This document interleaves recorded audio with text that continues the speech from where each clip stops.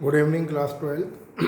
आज हम बात करेंगे लेक्चर नंबर 2 में। बहुत दिन हुए मैं वीडियो नहीं बनाया, किसी काम से बिजी था मैं। और बहुत सिंपल लेसन है डीएनए ब्लॉक एलिमेंट, बिल्कुल इजी लेसन है, कोई ज़्यादा खास चैप्टर है नहीं। आपके पोटेशियम डाइक्रोमेट एंड केमनोफोर आपके सिलेबस से हट गए हैं। एक्टिनॉइड आपके सिलेबस में नहीं है तो वो आपको नहीं पढ़ना है, बट मैं पढ़ाऊँगा आपको लास्ट में, है ना।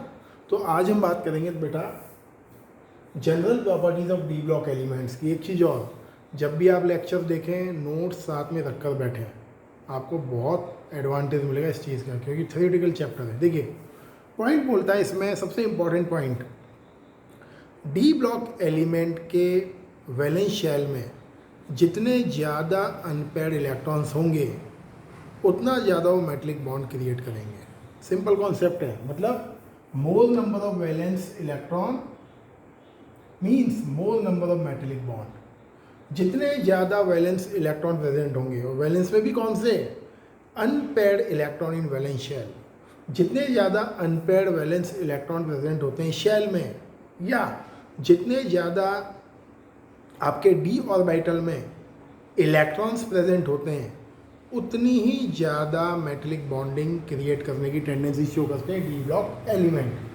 ये पूरा चैप्टर क्वेश्चंस के फॉर्म में है बेटा, तो मैं क्वेश्चन के फॉर्म में ही आपको पढ़ाऊंगा। जैसे फर्स्ट क्वेश्चन देखिए, D block elements are very very hard and low volatile.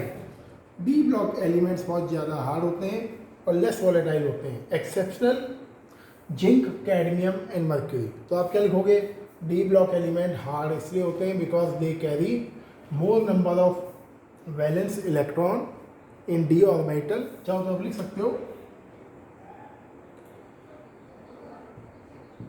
unpaired electron, more number of unpaired electron in d orbital, that's why they form more number of metallic bonds, and more number of metallic bonds increase melting point of boiling point. The atoms are closely attached, that's why they are very very hard. Exception क्या है, zinc, cadmium, mercury, they are very very soft.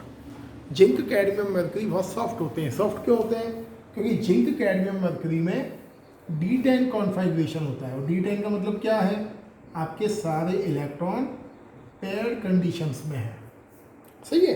इसलिए आपका zinc, cadmium और mercury बहुत ज़्यादा soft element है, हाथ से तोड़ सकते हैं जिंक को हम।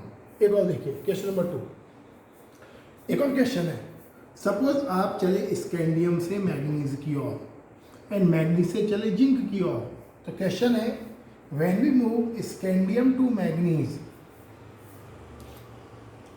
Hardness of element increase. Element की हार्डनेस बढ़ती है, बट मैग्नीज के बाद हार्डनेस थोड़ी सी क्या होती है, डिक्रीज होती है। अब क्या होती है, तो कॉन्सेप्ट क्या है, scandium to manganese, number of unpair electron increase in D orbital, but after manganese pairing of electron in d orbital start, and due to the pairing of electron less number of unpaired electron present, and due to the less number of unpaired electron less number of metallic bonds are generally formed. तो होता क्या है, manganese तक hardness बढ़ती है और manganese के बाद थोड़ा बहुत हार्डनेस क्या होती है, कम होती है, सही है। तो ध्यान रखना है, क्वेश्चंस इंपॉर्टेंट है। देखिए एक पैटर्न देखिए एटॉमिक साइज का, ये तो पता ही है, when we go left to right size of atom decrease, clear.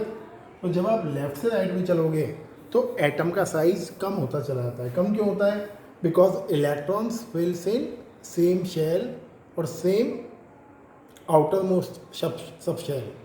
तो ये ऑलरेडी आपका 11th का पढ़ा हुआ है कि जब आप लेफ्ट से राइट में चलोगे एटम का साइज डिक्रीज होगा, बिकॉज क्या रीज़न है, electrons fills in same shell due to which nucleus force of attraction increase. लेकिन ये जो साइज डिक्रीज होने का ऑर्डर है ये थोड़ा सा एबनॉर्मल होता है, मतलब कभी साइज थोड़ा ज़्यादा कम होगा, कभी और थोड़ा सा कम होगा, कभी थोड़ा बढ़ जाएगा, फिर थोड़ा कम हो जाएगा। लेकिन ओवरऑल जब आप बोलोगे तो ओवरऑल आप बोलोगे size of atom decrease when we go left to right.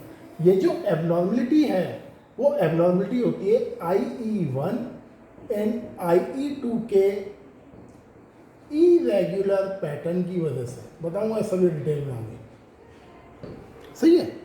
I1 क्या है? Ionisation enthalpy 1, ionisation enthalpy 2। तो आयोनाइजेशन एंथैल्पी के इरेगुलर पैटर्न की वजह से ये थोड़ा सा एबनॉर्मलिटी दिखती है, बहुत माइनर एबनॉर्मलिटी है ये। तो बट पूछे आपसे तो क्या लिखना है? लेफ्ट टू राइट एटम का साइज डिक्रीज होता है। यहाँ क्वेश्चन नहीं पूछेगा आपसे, क्वेश्चन है सबसे इंपॉर्टेंट यहाँ, ये देखिए। आप चले टॉप से बॉटम पर, आप क्या बोलते हो? न्यू शेल इज एडेड, नया शेल ऐड होता है, due to which size of atom increase.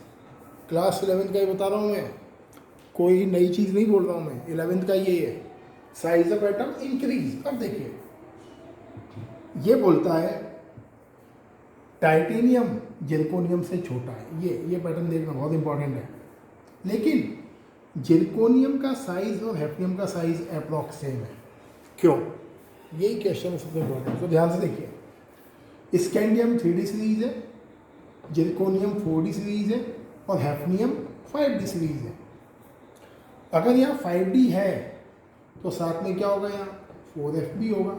तो ये बोलता है कि when we go top to bottom then in hafnium 4F orbital fills and due to the 4F and 5D orbital they both create poor shielding effect। सुना है नाम ये? Class 11th का है, poor shielding effect. Poor shielding effect होता क्या है? अगर किसी एटम में F ऑर्बिटल प्रेजेंट है तो F और D ऑर्बिटल दोनों की बात कर रहे हैं हम, F और D ऑर्बिटल प्रेजेंट है तो दोनों का शेप होता है इरेगुलर, और इस इरेगुलर शेप की वजह से बता के दिखा रहा हूँ आपको, ये न्यूक्लियस, ये ऑर्बिटल और बीच में DNF ऑर्बिटल, इनके इरेगुलर शेप की वजह से ये न्यूक्लियस आउटर मोस्ट शेल पर strong force of attraction apply करता है, and due to this strong force of attraction आपका आउटर मोस्ट शेल थोड़ा सा न्यूक्लियस के पास शिफ्ट हो जाता है, and size of atom little bit decrease. इसको बोलते हैं शील्डिंग इफेक्ट। ध्यान रखना, भूलना मत, बहुत इंपॉर्टेंट है ये। कौन सा shielding effect? Poor shielding effect. तो आप क्या बोलोगे?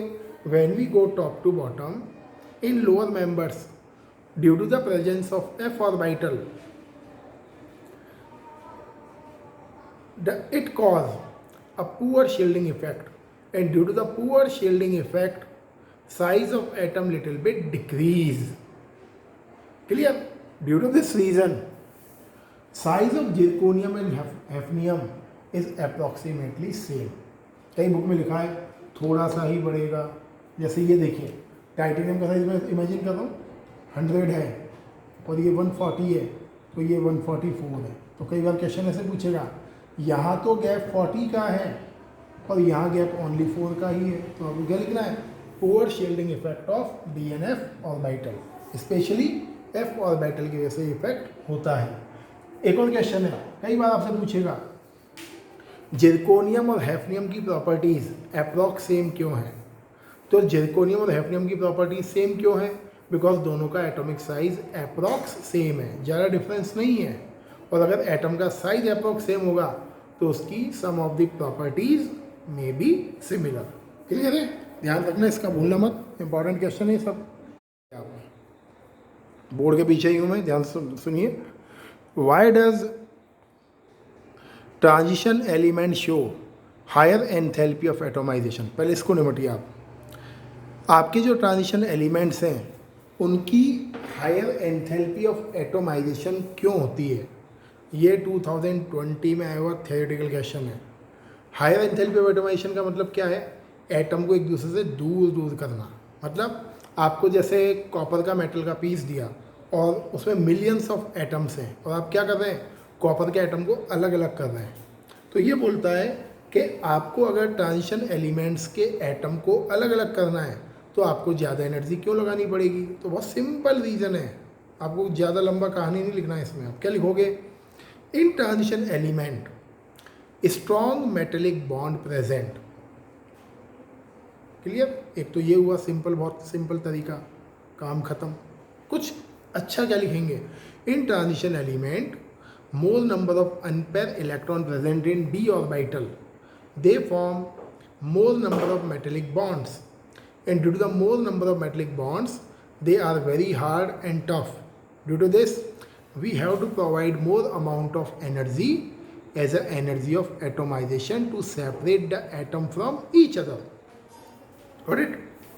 अब सेम क्वेश्चन का अगेन एक और पार्ट देखो, when we move scandium to zinc enthalpy of atomization of zinc is lowest, मतलब जिंक के एटम को अलग अलग करने की एंथैल्पी या एनर्जी सबसे कम क्यों है? तो क्या बोला था मैंने, जिंक में क्या स्पेशल है, जिंक के सारे इलेक्ट्रॉन्स पेयर फॉर्म में है।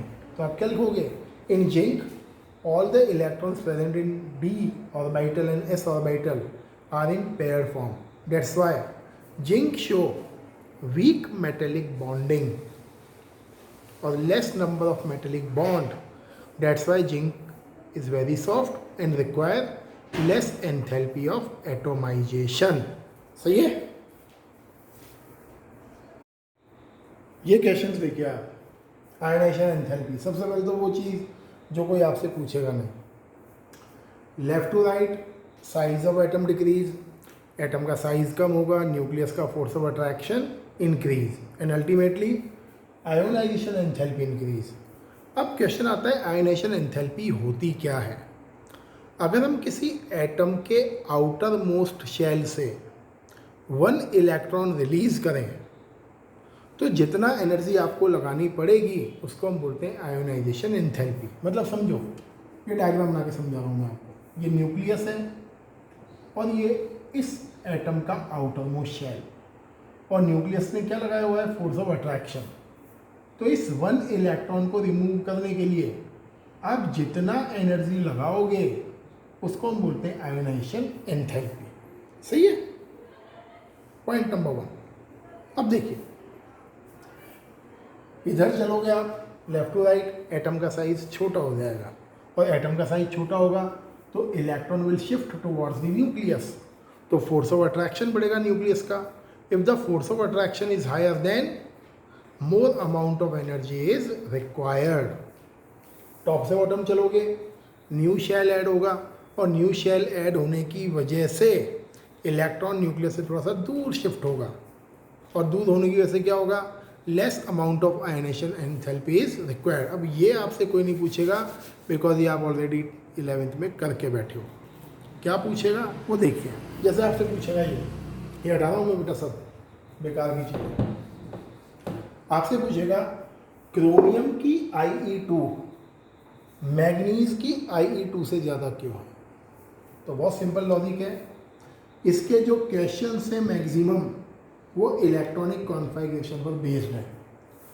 क्रोमियम की Ie2, अगर आपको किसी एलिमेंट की आई की बात करनी है आयोनाइजेशन एंथैल्पी की, तो ध्यान से देखना, अगर हम क्रोमियम से क्रोमियम +1 बनाते हैं इसको बोलते हैं Ie1.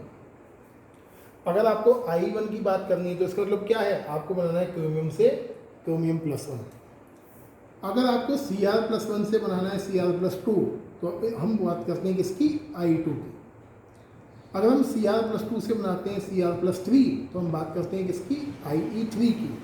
ये इसीलिए बता रहा हूँ आपको क्योंकि अच्छों को पता नहीं लगता है कि हमें कब वर्ड यूज़ करना है Ie2, कब वर्ड यूज़ करना है I3, कब यूज़ करना है वर्ड Ie1. Ie1 का मतलब ये स्लॉट, I2 का मतलब ये स्लॉट, और I3 का मतलब ये स्लॉट. सही है? तो हमने क्या बोला, क्रोमियम की Ie2 ज़्यादा है मैग्नीज से. तो मैं करके दिखा रहा हूँ आपको, थोड़ा वेट. ये आपने लिखा क्रोमियम का इलेक्ट्रॉनिक कॉन्फ़िगरेशन. मैं आपको एक बार और समझा देता हूँ, यहाँ प्रॉब्लम है थोड़ा सा. आपने लिखा 1s2 2s2 2p6 3s2 3p6, यहाँ तक तो हो गया. क्लास 11 क्या बोलती है, इसके बाद फिल करना है 4s2 और ये 3d4. बट क्रोमियम अपनी स्टेबिलिटी बढ़ाने के लिए क्या करता है, यहाँ से 1 इलेक्ट्रॉन d को शिफ्ट करता है. तो क्या हो जाएगा 4s1 3d5. ये लेवल में पढ़ा हुआ है आपने, है ना. दूसरी चीज़, जब आप ऐसा बना लें ऐसा बना लें तो 4s को आगे की ओर शिफ्ट कर दें। क्यों कर दें? क्योंकि इलेक्ट्रॉन जब भी आप रिमूव करोगे, इलेक्ट्रॉन सबसे पहले रिमूव होगा आपके 4s1 से। 4s1 से क्यों रिमूव होगा? क्योंकि 4 जो आपका जो s ऑर्बिटल है वो सबसे बाहर प्रेजेंट है, क्योंकि इसकी 4 जो वैल्यू है वो सबसे बड़ी है। मतलब आपका 4s क्या है? सबसे बाहर वाला ऑर्बिटल है, 4th शेल का ऑर्बिटल है। तो देखिए, जब भी आप +2 या +3 बनाएं, सबसे पहले ठंडे दिमाग से न्यूट्रल एटम का इलेक्ट्रॉनिक कॉन्फ़िगरेशन लिखें। जल्दबाजी ना करें, खतरों के खिलाड़ी बनने की ज़रूरत नहीं है वहाँ। क्यों नहीं है बताऊँगा आगे। कुछ लोग खतरों के खिलाड़ी बनते हैं, वहाँ क्या होगा उनके साथ देखिए। अब आपको निकालने 2 इलेक्ट्रॉन्स, तो ये लगाया मैंने +2, अब 2 निकाल दीजिए। 2 निकालने तो हम बात किसकी करेंगे? पहले हम बात करेंगे Cr+1, सही है। तो Cr+1 से क्या निकालना है? 1 और इसकी बात कर रहे हैं, तो ये मैंने लिखा Cr+1, तो ये निकाल दिया आपने भाई। आपको सेकंड निकालना है ना, उसी की बात कर रहे हैं। सेम कंडीशन मैग्नीज की है, मैग्नीज का 25, सही। अब बताओ खतरों की खिलाड़ी वाला केस। अब जैसे Mn का I2 की बात करनी है, तो आप क्या बना रहे हो? आप बनाओगे किससे? Mn+1 से Mn+2 बनाओगे। बनानी है अभी, हमें ये लेना है, हमें यहाँ ये लेना है, बनानी है, बनाने की बात कर रहे हैं हम। तो Mn+1 क्लियर। अब कई बच्चों ने, जैसे किसी ने कहा कि सर मैं तो Mn+1 का बनाऊंगा, मेरी मर्जी, मैं तो अपनी नई केमिस्ट्री पढ़ के आया हूँ। तो वो क्या करेगा? 25 - 1 = 24। मैं तो अपनी केमिस्ट्री चलाऊंगा सर, मैं नहीं सुनूँ किसी की भी। तो उसने बना दिया 24, ओके। अब 24 होते ही क्या होगा? आप जो कॉन्फ़िगरेशन बनाओगे, आप किसका बनाओगे? क्रोमियम का, गलती से 3d5 4s1। हो सकता है तुक्का लग जाए, सही बन जाए, नहीं कई बार तुक्का नहीं लगेगा आपका। तो सबसे पहले आपको क्या करना है? सबसे पहले बनाना है न्यूट्रल एटम का, और न्यूट्रल एटम का मैग्नीज का क्या होता है? 25। सब कुछ सेम है वहाँ तक। ये लास्ट में क्या आएगा? 3d5 4s2। अब देखो, तो Mn+1 क्या होगा? 4s और ये 1, ये बन गया। अब देखिए, मुझे आपको Mn+ से बनाना है Mn+2, आपको Cr+ से बनाना है Cr+2, ये Cr+2, और इन दोनों का इलेक्ट्रॉनिक कॉन्फ़िगरेशन चेक करिए। इसका d ऑर्बिटल कंप्लीटली ये हाफ फील्ड है, इसका d ऑर्बिटल आपका मैग्नीज का अगर 1 इलेक्ट्रॉन निकाल देगा तो हाफ फील्ड हो जाएगा। ध्यान से देखिए, क्रोमियम का d ऑर्बिटल हाफ फील्ड है, अगर क्रोमियम ने 1 इलेक्ट्रॉन और दिया तो क्या बन जाएगा? d4। हाफ फील्ड और फुल फील्ड ऑर्बिटल क्या होते हैं? More stable. जबकि नीचे क्या है?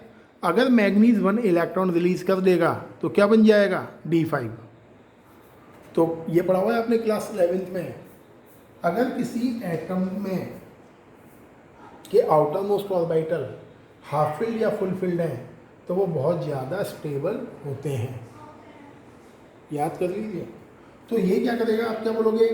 इन Mn+1 3d5 and 4s1 present, after releasing 1 electron, manganese acquire more stable state 3d5 configuration, but in Cr+1 3d5 configuration present, which is more stable. That's why second electron releasing from chromium is very very difficult. Clear है question? कई लोग ये भी कहेंगे आपसे, कुछ एक और नई चीज़ बता रहा हूँ कि सर ये भी तो हाफ फील्ड है, तो ये क्यों इलेक्ट्रॉन देगा? मैंने बोला है outermost orbital should be half filled. किसी पर्टिकुलर शेल का आउटर मोस्ट ऑर्बिटल या outermost subshell half filled होना चाहिए या फुल फील्ड होना चाहिए। अब देखिए, ये शेल नंबर 1 K 1 लिखा हुआ है, शेल नंबर 2 L 2 लिखा हुआ है इसलिए L शेल है, 3 लिखा हुआ है ये M शेल, ये तो हट ही गया। अब देखिए, इस M शेल का सबसे बाहर वाला ऑर्बिटल 3D है और ये हाफ फील्ड है, इसलिए स्टेबल है। यहाँ देखिए ये के शेल, एल शेल और ये एम शेल। अभी ये इसका बाहर वाला शेल कौन है? 4s। अब 4s में तो क्या होता है? 4p भी होता है, 4d भी होता है। तो 4s का 4d अगर हाफ फील्ड होता है तब हम बात करते हैं। ये तो 4s का कौन सा शेल ऑर्बिटल है? स्टार्टिंग ऑर्बिटल ही है, तो इसको हाफ फील्ड नहीं बोलेंगे हम। हाफ फील्ड किसको बोलते हैं?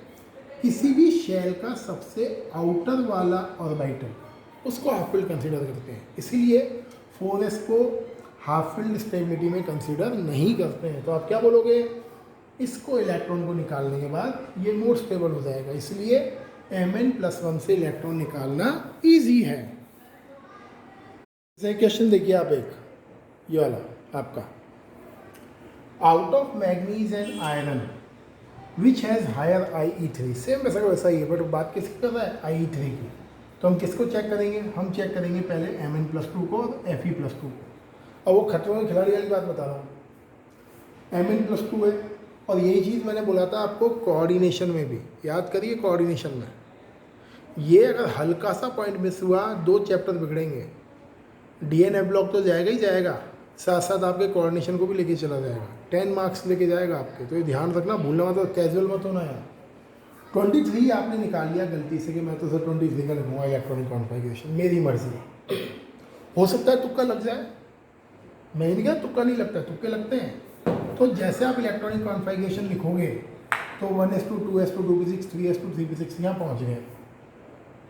अब हमारी आदत है कि 4s पहले लिखते हैं हम, याद करिए आप 4s पहले लिखते हैं, क्योंकि s ऑर्बिटल की एनर्जी 3d से कम होती है। क्लास 11th में पढ़ के आ रहे हो, बट 12th में क्या है, आपको 3d पहले लिखना है। लेकिन करना क्या है, सबसे पहले 4s को फिल कर देना पूरा 4s को, उसके बाद बचे हुए इलेक्ट्रॉन्स यहाँ लिखना। 23 है हमारे पास, इसके अकॉर्डिंग कर रहा हूँ मैं। 2 4 6 18 20 हो गए 20 भाई साहब आपके पास। और 20 के बाद आपने क्या लिख दिया? ये 3 23। Okay, got it. अब आपने बनाया इसका 3d3 4s को, आपने ये करा, खेल ख़त्म, समझो काम ख़त्म हो गया आपका, क्योंकि आपने 23 का मतलब किसका बना दिया है? वैनेडियम का इलेक्ट्रॉनिक कॉन्फ़िगरेशन बनाया। ये गड़बड़ है, तो करना क्या है, अब मैं करूँगा वही। आपको 25 का बनाना है सबसे पहले, मैग्नीज का। +2 को कर देखना ही नहीं है आपको। तो 25 बनाओगे तो क्या बनेगा, देखो बेटा 3p6 पहुँचे, यहाँ लिखोगे 4s2 हो गए 20, और यहाँ लिखोगे 3d5। अब रिलीज करो 2 इलेक्ट्रॉन्स, ये +2 लगा हुआ है, अब हटाओ यहाँ से, तो क्या बनेगा 3d5। ये है सही, गॉट इट। ध्यान रखना, सबसे पहले इलेक्ट्रॉन 4s से निकलता है, भरता भी पहले है 4s, और इलेक्ट्रॉन निकालता भी सबसे पहले है 4s। तो 5d0 हो गया। अब Fe+2 का देखो, पहले हम 26 का बना ले, तो यहाँ तक तो वही है ड्रामा, 3d और 4s। सबसे पहले 4s को यहाँ करो कंप्लीट, उसके बाद 20 हो गया, और यहाँ लिख दो 6, +2 का मतलब 4s 0। अब बोलो Fe+2 से Fe+3 बनाना है, और Mn+2 से Mn+3 बनाना है। कहाँ से बनाना आसान है, यहाँ से या यहाँ से? ऑफ कोर्स यहाँ से बनाना आसान है। तो आप क्या बोलोगे, Fe की IE3 कम होती है किससे? मैग्नीज की IE3 से। क्यों? बिकॉज Mn+2 का कॉन्फ़िगरेशन स्टेबल D5 कॉन्फ़िगरेशन है, जबकि Fe+2 का configuration less stable D6 configuration है। Got it. और देखिए क्वेश्चन, ये देखिए क्वेश्चन आज का last, out of 4D and 5D series which has higher IE1, ऐसे पूछ सकता है, या पूछ लेगा जिरकोनियम और हैफनियम में से किसकी आयोनेशन एंथैल्पी की वैल्यू ज़्यादा है, या पूछ लेगा डायरेक्टली हैफनियम की IE1 जिरकोनियम से ज़्यादा क्यों है, मतलब इसकी आयोनेशन एंथैल्पी जिरकोनियम से हायर क्यों है। अभी बढ़ा है थोड़ी देर पहले, टॉप से बॉटम चलने पर F ऑर्बिटल की एंट्री होती है हैफनियम में, and due to the poor shielding effect of DNF orbital, specially FQ से होता है पुअर शील्डिंग इफेक्ट। कई बुक्स में DB लिखा हुआ है तो मैं बोल रहा हूँ वर्ड, बट जनरली होता है किसकी वजह से, FQ से, due to the poor shielding effect of DNF orbital, size of hafnium little bit smaller than size of zirconium, that's why ionization enthalpy of hafnium is higher than zirconium। तो ये आज का टॉपिक था, मैंने theoretical questions करवाया आपको। आप जब भी ये वीडियो देखें नोट सामने रखकर बैठें, और ये चैप्टर छोटा है, ज़्यादा बड़ा चैप्टर नहीं है, हार्डली 5 लेक्चर्स और लगने हैं आपको, then we will start organic chemistry. सही है, thank you and have a nice day.